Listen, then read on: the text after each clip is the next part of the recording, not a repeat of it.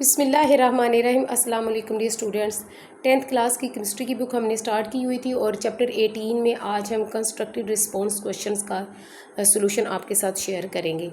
तो प्यारे बच्चों, 10th क्लास की बुक्स में हमारे पास इंग्लिश की बुक, कंप्यूटर की, उर्दू की, पाक स्टडी की बुक हमारी कंप्लीट हो चुकी है। उसके अलावा इस्लामियात, तर्जमतुल कुरान और केमिस्ट्री, बाकी इसके लेक्चर आपके साथ शेयर किए जा रहे हैं। तो आपने मेरे चैनल पे जाके विज़िट ज़रूर करना है और वहाँ पे जाके आप भी पढ़ भी सकते हैं, ठीक है। इसके अलावा आपने ज़्यादा से ज़्यादा चैनल को सब्सक्राइब करना है और इस वीडियो को ज़्यादा से ज़्यादा लाइक भी करना है। और कमेंट में आपने मुझे ज़रूर बताना है कि इस एक्सरसाइज में जो आपके साथ में कंस्ट्रक्टिव रिस्पॉन्स क्वेश्चन शेयर करने लगी हूँ, इनमें से कौन से क्वेश्चन आपको ज़्यादा अच्छे से समझ आए हैं, ठीक है। तो आपने क्वेश्चन का नाम और अपना और अपने शहर का नाम कमेंट में मुझे ज़रूर सेंड करना है। बढ़ते हैं एक्सरसाइज की तरफ। क्वेश्चन नंबर 1 है, why are melting points of ionic salts generally very high. Ionic salts के मेल्टिंग पॉइंट्स आमतौर पर बहुत ज़्यादा क्यों होते हैं। तो इसके आंसर के लिए आपने पेज नंबर 68 ओपन कर लेना है। तो प्यारे बच्चे, जब आप पेज नंबर 68 ओपन करेंगे तो ये आपके सामने एक टॉपिक नज़र आएगा, melting point of ionic compounds. इसके अंदर से ही क्वेश्चन नंबर 1 का आंसर आपको मिलेगा, ठीक है। ये मैंने सी इसलिए लिखा हुआ है कि कंस्ट्रक्टिव रिस्पॉन्स क्वेश्चन हैं, तो आपको यहाँ से पहचान रहे। Since very strong electrostatic forces of attraction are present between the ions within a crystal lattice, चूँकि आयनिक कंपाउंड के जो क्रिस्टल लेटिस में मौजूद आयन्स के दरमियान है वो कशिश की बहुत मजबूत कुव्वतें होती हैं।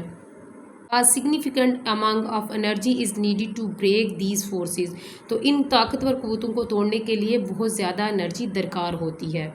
दिस इज़ द रीज़न, इसी वजह से why the melting points of ionic compounds are generally very high, इसी वजह से जो आयोनिक कंपाउंड्स होते हैं उनके मेल्टिंग पॉइंट्स भी बहुत ज़्यादा होते हैं। During the process of melting these attractive forces break down and let the ion move freely. Melting के अमल के दौरान कशिश की ये जो कुव्वतें होती हैं वो टूट कर आयन्स को आज़ाद कर देती हैं। यहाँ तक आपने क्वेश्चन नंबर 1 का आंसर लगाना है। उसके बाद बढ़ेंगे नेक्स्ट क्वेश्चन नंबर 2 की तरफ।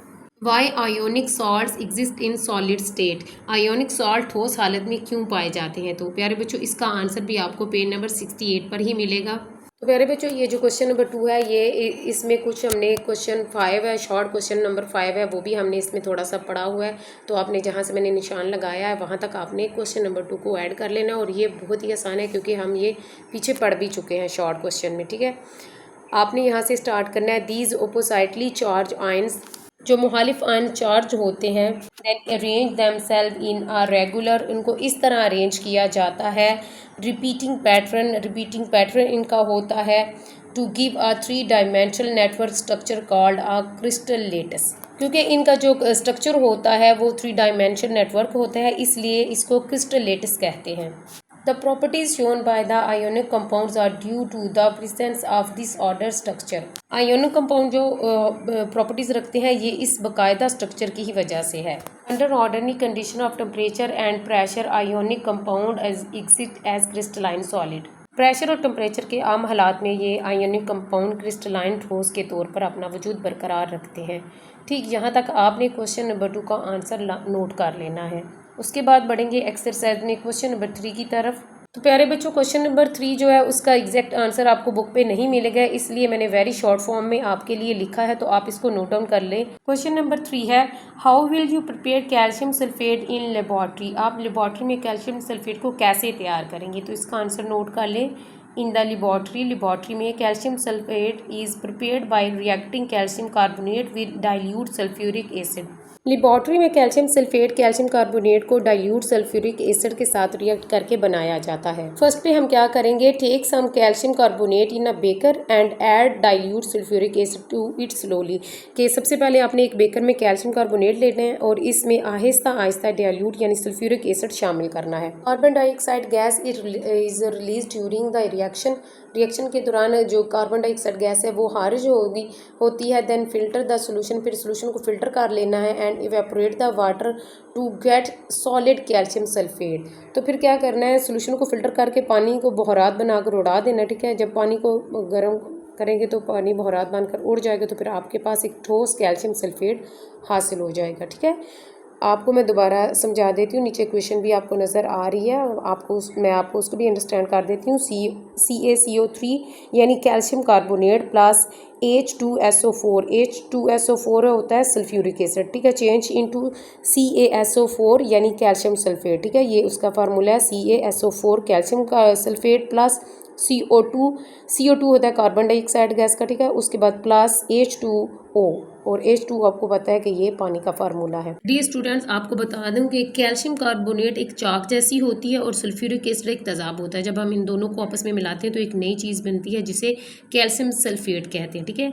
इसके साथ गैस भी निकलती है जो कार्बन डाइऑक्साइड गैस होती है। फिर हम पानी को गर्म करके उड़ा देते हैं तो हमारे पास एक सफ़ेद पाउडर बच जाता है जिसे कैल्शियम सल्फेट कहते हैं, ठीक है। उसके बाद प्यारे बच्चों बढ़ेंगे नेक्स्ट क्वेश्चन नंबर 4 की तरफ।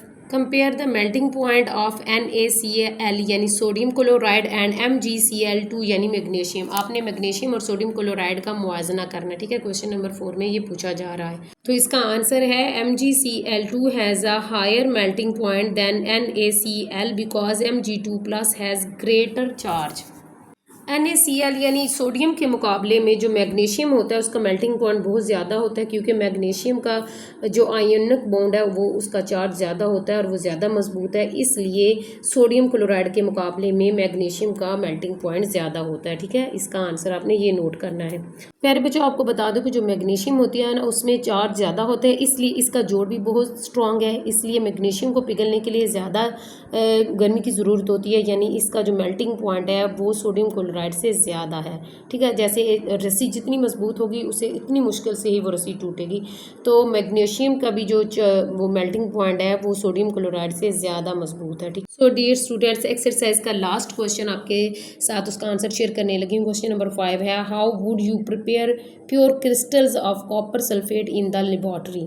आप कॉपर सल्फेट के हालिस जो क्रिस्टल लेबोरेटरी में किस तरह तैयार करेंगे, ठीक है। तो इसका आंसर नोट कर लें, by reacting copper oxide with dilute sulphuric acid. सबसे पहले प्यारे बच्चों डाइल्यूट कॉपर ऑक्साइड को सल्फ्यूरिक एसिड के साथ गर्म करेंगे, then filtering and evaporating to get crystal. फिर उसके बाद सोल्यूशन को फिल्टर कर लेंगे और ठंडा होने पर हमारे पास कॉपर सल्फेट के हालिस क्रिस्टल आ जाएंगे, ठीक है।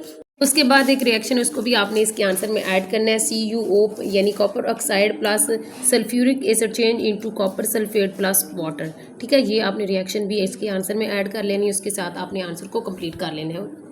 तो प्यारे बच्चों, इसके साथ ही आज के हमारे जो क्वेश्चंस हैं उनका सोल्यूशन मैंने आपके साथ बहुत ही वेरी शॉर्ट फॉर्म में शेयर किया। उम्मीद है आपको क्वेश्चंस की अच्छे से समझ आई होगी। मैंने पूरी कोशिश की है कि आपको अंडरस्टैंड करवा सकूँ ताकि आपको इजीली याद हो जाए। इसके साथ ही प्यारे बच्चों, हमारे जो चैप्टर 18 है उसके तामीरी फ़िक्र के यानी कंस्ट्रक्टिव रिस्पॉन्स क्वेश्चन है के आंसर मैंने आपके साथ शेयर कर दिए। आपने मुझे बताना है कि आपको कौन सा क्वेश्चन का आंसर ज़्यादा मुश्किल लगा है और कौन सा आपको सबसे ज़्यादा आसान लगा है, ठीक है। आपने मुझे कमेंट में ज़रूर बताना है।